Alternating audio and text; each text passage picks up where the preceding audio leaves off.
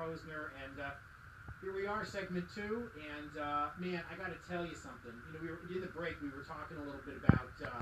We were talking about the idea of placing some, wagering a little bit on some kids. And you said last night that if all 9, you live. Okay, so I can't take credit. I watch ESPN, of course. Yeah. And so there were 9 underdogs last night. Yes. In the NBA. Right. And if you put a $10 bet on all 9 underdogs to win last night. Right, so $90. Right. No, a $10 bet. Oh, just a straight? A straight $10 bet. Okay. On all 9 of the underdogs to win. Uh-huh. It would have paid off $1.4 million. Wow. Okay? So there, ESPN does their whole thing. Uh-huh. The Heat won. The Wizards won. Yeah. The Pelicans won. Who else was it? The Bucks won. The Clippers won. They were an underdog last night. And so the one team, so 8 of the 9 win. They, obviously they build it up. It was the Nets versus the Spurs in Brooklyn, with half the Spurs team not even playing last night. Oh, so that should have been a victory. Should have, you would think. Yeah. Should have been a victory. Right. The Spurs reserves blow out the net. Blow them out. They don't even beat them. They blow them out. Wow. I mean, this is just they're the god-awful team. The worst team in the NBA right now. Yeah. So it was 8 out of 9. Yeah. So if you're in Vegas, you lost 1.4. Not really. You only lost $10. Yeah, you only lost 10. But yeah. But you could have won $1.4 million if you would have made that bet. Wow. And we were talking about that. But long shots. Yeah. You just never know. I mean, that's how I used to bet the horses when I'd go to the horse track, because I'd bet the long shots. Right. Put $10 win ticket on a long shot. Hey, if it goes off to 100 to 1, you got $1,000. Yeah, you're sitting pretty. Yeah, it's not bad. Well, I mean, that's some people do play. They'll do that. They'll just play long. They bet a small amount. They'll go out and they'll play long shots all day long. And every now and then they come in. It's like, hey, I didn't really lose all that much, but look what I wouldn't recommend it as a career, right? But some people do, of course. Some people do. That is their career. I mean, it's between funny. that and day trading. Oh yeah, it's the same thing. Same thing, no different. Yeah, it is. It's crazy. But I played Highlight one time when I was a kid, and I went with my dad, and I this is like 1,000 years ago, and I went in and it was Where'd like you a go? $2 Dania Highlight here in South Florida. And you got to play? Well, no, my father put the bet in for me. Oh, you went. I went with my dad. You said you played Highlight. Oh no! You went to bet on Highlight. Yes. Okay. But I had no idea I was going to bet. My father just wanted to say, hey, let's watch let's Highlight. So I went in, and I remember it's like, and I put this bet, $2 to bet, because that's the minimum, right? This is back in the 70s. $2 bet. Here you go. I was just a kid, so he had to go up and place the bet. They looked the other way. Okay. You know what I mean? They let me in. I was with my dad. Maybe I looked a little older than 16. They let me in. I go in. I'm sitting there. I said, hey, here, Dad. And he says, all right, put it on that guy. It was like some name I just liked. I just liked the guy's name, Rodrigo or somebody, And I was like, yeah, let's go with this guy, And, well, Tom Lee, I was like, 9,000 to 1 or whatever. It's some crazy. I mean, it wasn't that big, but it was a huge odds. I said, I don't care, The guy came in. The guy won. The guy won. I won $600. That's funny. I'm thinking, all right. So I get the $600. My father goes, whoosh. The rest of that's for college. Here's $10. Oh my God, that's funny. So hey, I used to go to Highlight all the time. When you said you played, it's funny.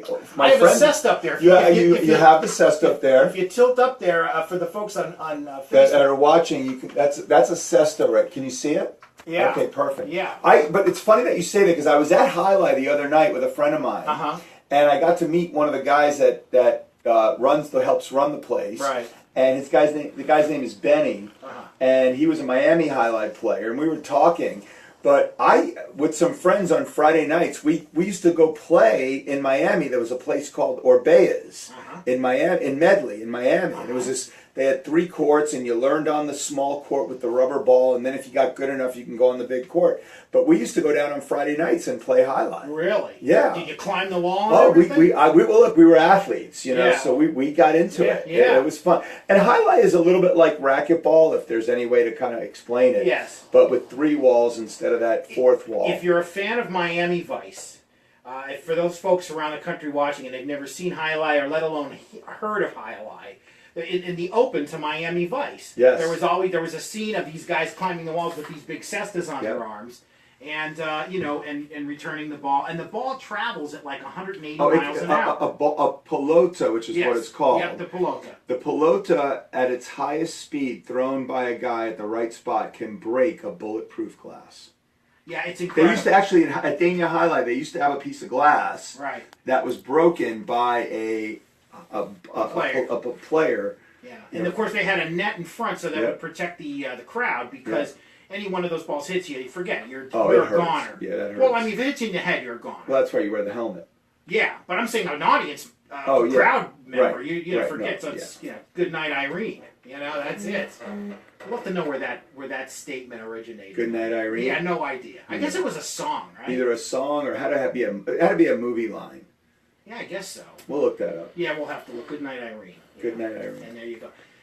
Well, before we say goodnight, we actually have a couple things we got to talk about. Okay. We talked about it in the first segment. And Battle for Life, Awakening the Warriors is a new book by Lucas Ryan. You actually were at Zoe's Winter Groove. Zoe's Winter Groove, which is a huge tournament down here, and it's a great charity event.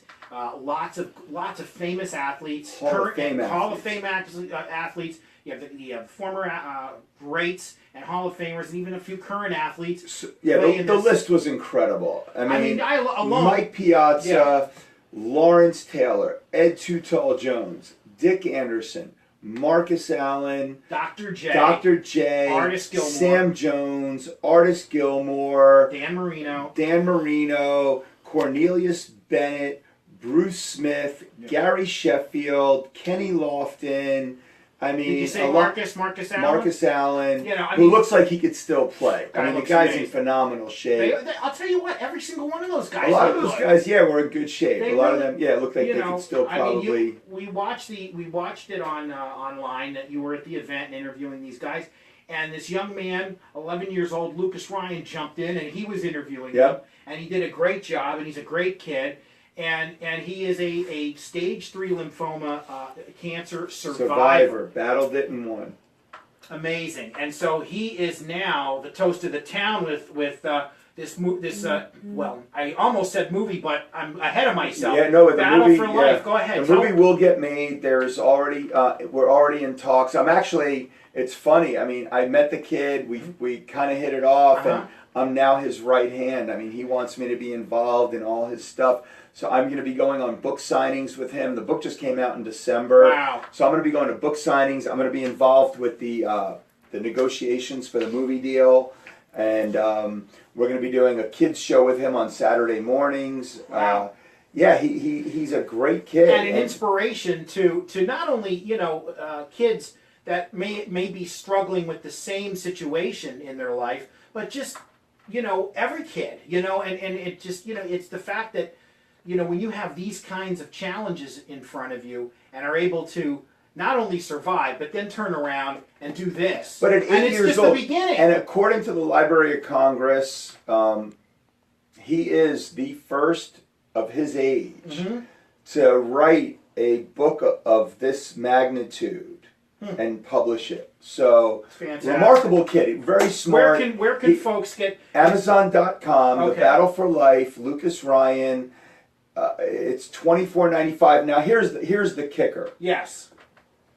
And we're working on this, but right now, 100% of the proceeds of the book go to the Lucas Ryan Foundation. And so that's remarkable. He even said to his mom, "Mom, if you touch $1 of that money, when I turn 18, I'm going to sue you." Wow. This is what he said to his mom. Wow. Jeez. Yeah.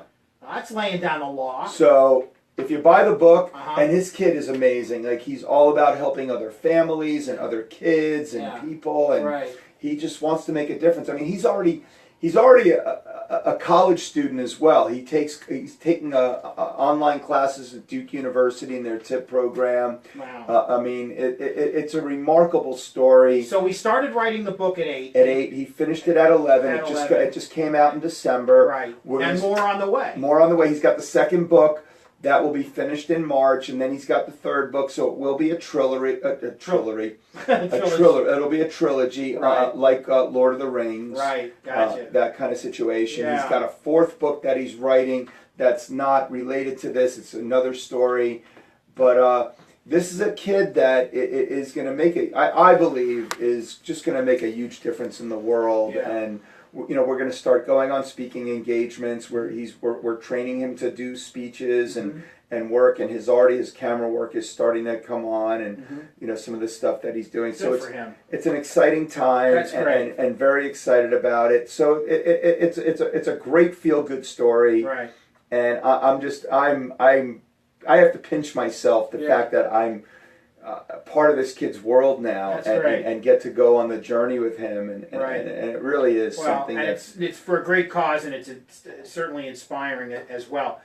Shifting gears, it's like week 11 of wearing your the swag rag. Yeah, This is the swag rag. Here's and mine. we're getting ready. Yeah. Here's the news on the swag What's rag. going on with the So swag the swag rag, we're pretty much got a couple of designs that we're gonna go after and have made. And the website is just about up. Mm-hmm. So we're probably about 30 to 60 days before we have the first official swag rag The run that's ready to go and Okay. be sold. So, Okay. yeah, it's great. It's a great thing. We've made a couple of changes to it, made it a little bit longer. Okay. And my partner Maurice was out in LA and looking for fabrics and found some cool stuff. So Okay. yeah, we're getting ready All right. to attack. And swag is everywhere right now. I mean, it really is. It's in schools. Well, I think the key too is to get somebody that's identified with swag. Yes. A ball player of some kind. Yep, we're working on that. Are you? All Yeah, right. it's in the works. Can make that happen. Make that. Yeah. Yep. Now, we started off the segment. We were getting a little bit into the NBA for a second. We have to address this game last night with the Golden State Warriors coming to South Florida and playing, and clearly far and away the favorite to win that game. I don't even know what the line was. Oh, it had to be like 8 or 9. It had to be, right? And of course, they just shoot all day long and make a lot of them the 3-pointers. You got Curry and Thompson and of course Durant, and you got Green and Iguodala. It's just a sick It's a crazy team. It's a crazy team. Somehow, the Heat with I think 1 second left on the clock. Yep, Deion Waiters. Deion Waiters buries a 3. He had a big night anyway. 33 points. Yep. Yeah. Which he's capable of that, and I think that a guy like that, if he really starts to find himself, that's a team. Look, they're not overly talented. Yeah. But if they really start finding their groove and can get healthy, it's a team that might slide into the playoffs if they can really go on a run. Right now, they're way out of it. Yeah. But look, I think they've won their last 4 out of 5 now. Right. So they're starting to gel and play some good ball. And another team that's starting to turn some heads a little bit and have been climbing in the power rankings are my Philadelphia 76ers. They won 8 of 11, and Joel Embiid is really beginning to establish himself. Yeah, but he's hurt now too. Well, he's back tomorrow. He's back for They the said game. he might be back tomorrow. He'll be back for the Rockets game. Okay.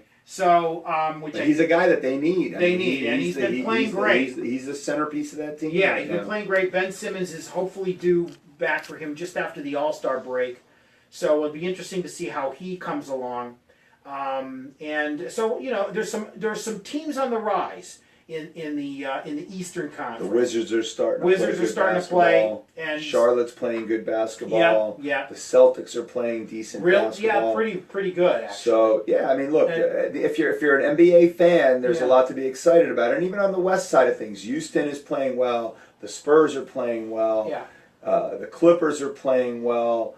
obviously the Warriors. So yeah, if you're an NBA fan, it's an exciting time right now because it's halfway through the season and things are starting to shape up and coming playoff. And look, college basketball too is shaping up real nicely. There's March Madness is right around the corner.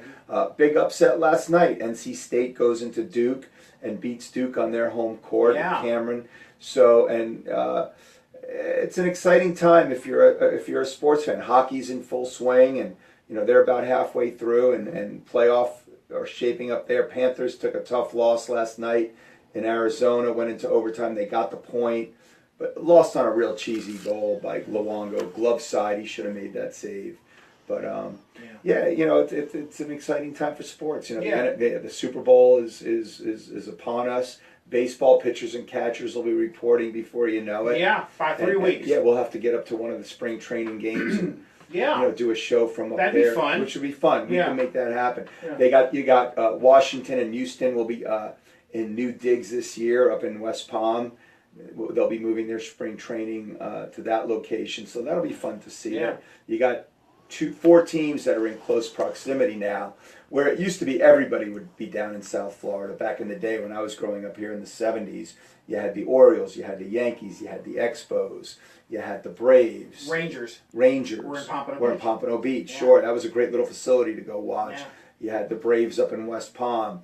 So it was a fun time, being spring training. And now you got, with Arizona being a big player, so now you got everybody out in Arizona. And you still got a lot of the teams here in Florida. Yeah. But it's fun, So a lot happening in sports. Again, the Oscars we could talk about next week. Yeah, we will. We'll talk about it. The nominations came out, and La La Land received a record-tying 14 nominations. Have you seen it yet? I did. I watched it with my son. We get screeners here. Okay. Because of my affiliation with SAG, and they will get some come in and so we watched it, and it was I'll tell you there was some.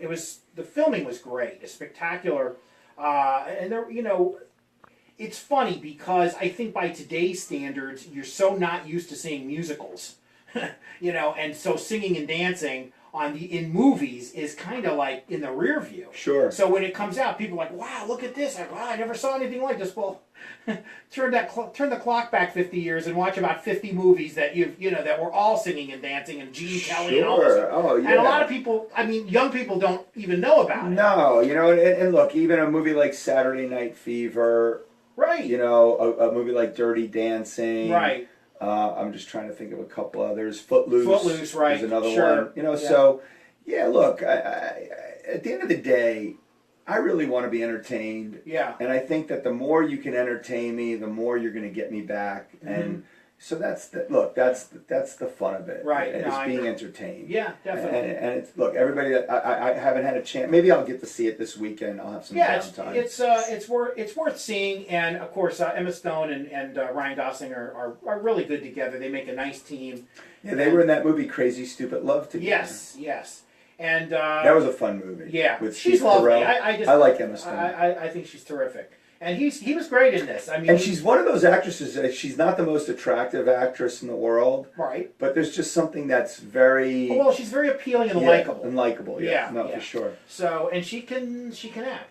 And so can he, and they both, they danced and they rehearsed these numbers. The opening, I won't spoil it for you, other than the opening number to the film was basically a one-camera shoot, unedited, I want to say for 5 minutes. Really? And I read where they had to rehearse it on a soundstage or in a parking lot of a studio for 2 months. Really? Because they wound up shooting it on a freeway.